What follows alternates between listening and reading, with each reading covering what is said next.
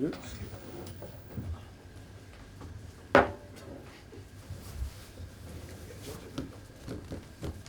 Right. Yes. Good. Let's go. You got over the weekend yet? You put that to bed?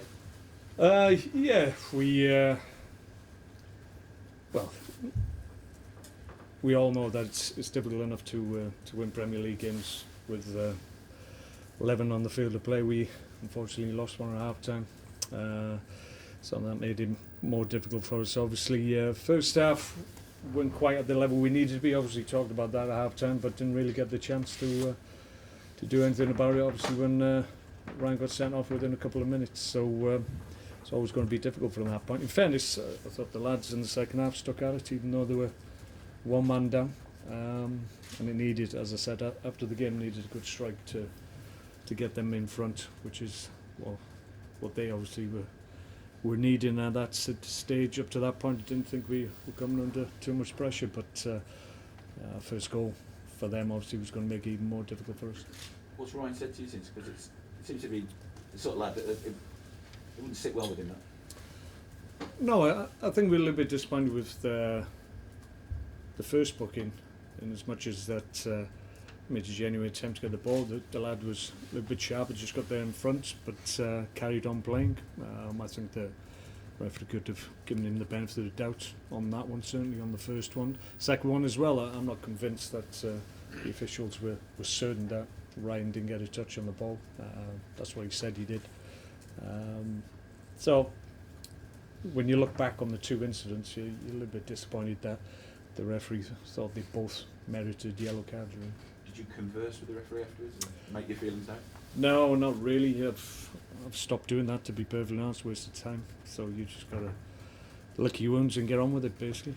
I thought there were open, free-flowing chats with the PGA. Well, you might have that, but we don't particularly. But can get a little bit one-sided, so sometimes it's not really worth the effort. But yeah, on the day it was a little bit disappointing. I mean, we played 90-odd minutes, down to 10 men, and I think in the whole 90 minutes we were awarded 4 free kicks in our favour. So you think, well, it was a little bit one-sided in terms of decisions going against us, I would suggest. Stoke fan, jubilant Stoke fan, yesterday, telling me you're going to Wembley. Right. Let's hope he's right. No, we got an opportunity like everybody else left in the competition. I'm not going to underestimate Sheffield Wednesday in any way, shape or form, because you look at their progression in the competition. They've beaten 2 Premier League sides already, so coming up against us won't faze them, so we've got to be ready for that. But we're at home. When the draw was made, they were one of the teams, I think we're honest enough in saying that they were one of the teams that we wanted, and to have them at home as well, we can't argue about that. So if we're going to progress, it should be in our favour, the draw that we've had, so we've got to make the most of it. You'll be playing the strongest side, because this is a big chance, isn't it, to yeah. I mean, we right from the start, at the beginning of the season, we've said we want to progress in this competition. So I've made changes because I felt players needed to be protected in some games, but the vast majority of the games we've gone strong. We can do, because we've got a strong squad and we've got senior players that are not getting games at the moment. So, but I don't anticipate to be wholesale changes. It won't be like in the early rounds where you're trying to obviously get people on the pitch just to give them minutes. That's not the case now, because we're deep into the season now, and we'll look at it. We understand the strengths of Sheffield Wednesday, and I'll pick a team based on what I think will win the game. Will Jack play, because he was a bit of a star in the last round, wasn't he? Yeah, Jack is down to play. Yeah. We obviously we're missing Shea Graven at the moment, so Jack, yeah, he's one of the definites on the team sheet to me. And how much do you know about your opposition, Mark? Obviously, you'll have looked at the last round, but how much do you know? No, they're a good side, good championship side. They've got players that have played at a high level as well. So that's the reason we won't underestimate them. You look at the way they play, they've got good power, they've got good pace in key areas of the field as well. So we've got to be ready and not be surprised by anything that they can produce. and just make sure that our level is good, and we take the game away from them. It's not going to be easy. They're going to bring a big following. We'll obviously have the vast majority of the crowd, so we fully expect our fans to outshout them. So I think it all shapes up for a really great cup tie. There's always a special atmosphere here under the floodlights as well, so I think the lads enjoy playing here on cold Tuesday nights, so as they're called. So we'll look forward to it. Cold Tuesday at the Brit. Who's in and who's out? You got knocks from the weekend? No, we're not too bad actually. Peter Odemwingie has got a slight hamstring pull, so he's not available. Ryan obviously is suspended. Phil Bardsley missed at the weekend. He got a bang on his calf in training, but hopefully he might be okay. So Mark Munies to play for the under-21s came through that at 70 minutes, so he came through unscathed and enjoyed game time again. So apart from the ones I mentioned that are unavailable, we're pretty strong. How much are you still targeting winning a cup during your time as Stoke manager? Because when you first arrived, I can remember you saying it was high on your list of things that you wanted to achieve. Yeah, it's never changed. I've said many times that there's only so many trophies that we're involved in that we can realistically win, and League Cup is certainly one of those. So why would you not have a real go at it and try and progress as far as you can? I think I've done that in every season that I've been here. We've got to 2 or 3 rounds almost every season,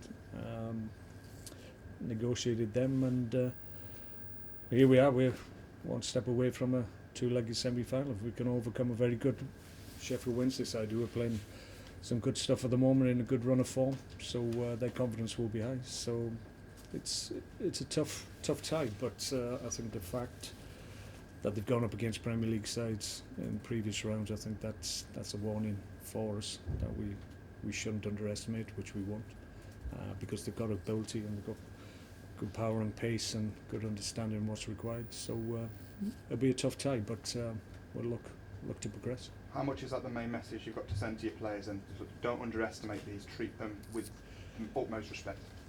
Yeah, you always do that, even when you're in different competitions, in the FA Cup or whatever competition you're in. If you're playing a team which plays a trade at a lower level, then you've got to fully expect them on any given day to raise their level of performance and give it a real go. They've got nothing to lose. They're going well in their own league, so you would expect that this game is one that they can come here and look to enjoy, and that sometimes can give teams freedom that they don't show in their league games. So we've got to be wary, but they know that we're a good side, and last weekend aside, we've been playing exceptionally well of late, so we hope to continue in the same vein. Almost without fault, when we've had a disappointing result, we usually bounce back very, very quickly, so that's what I anticipate will happen this time.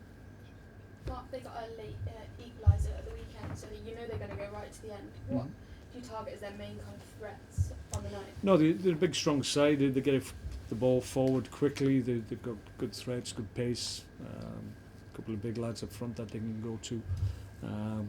Got good ability in wide areas as well. The likes of Bannon, who's obviously played at Premier League level as well over the years. So look solid at the back. 2 good full-backs. So on paper, having seen them, they look a good mix. And you factor in the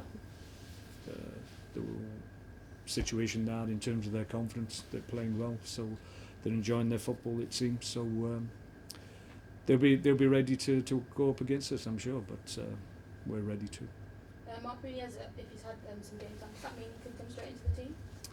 Well, obviously we're missing Ryan, so yeah, there may well be a place for Mark, not necessarily starting, but certainly he's an option if we need him. Okay, thank you guys. Yes, please. See you later.